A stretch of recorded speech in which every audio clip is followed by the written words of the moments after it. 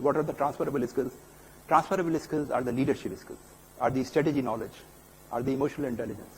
So you could learn Python if you want to, doesn't hurt. But look, 2 years from now, I don't know whether Python would be replaced by another language, then you have to learn another language. Number one. Number two, you need to focus on the criteria for skill, choosing the skill, what you want to spend time into. And that criteria is what skills are commodity skills and what skills are specialty skills. Commodity skills are Python coding. Yeah, it is important. It would remain important maybe. But if you need expertise, you can buy from the market, readily available at a low price. Why do you want to invest your precious time in it? Even for finance, risk management, compliance, audit, they are all readily available.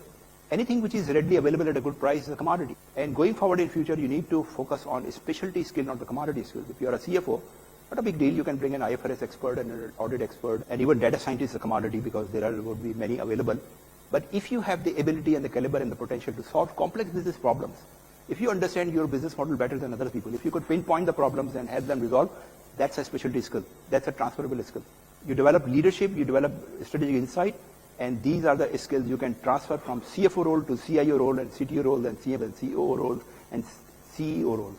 That's what the transferable skills are. And again, I'm talking to this group of people who are at the senior level. Whenever you decide to go in certain area, just measure the opportunity cost. What are you sacrificing to go there? If you decide to learn coding, doesn't hurt, but maybe you are sacrificing your leadership potential. That is your opportunity cost. And only you know that. Some people are happy to be a coder, fine with them. So that is their potential, but what is your potential? And once you identify your potential, that becomes your opportunity cost. Everything, time is precious, time is running out, life is short, right? So you need to use every moment of life very carefully and with a lot of wisdom and with high level. So we are accountant, we always calculate ROI, right? Why not on our own time?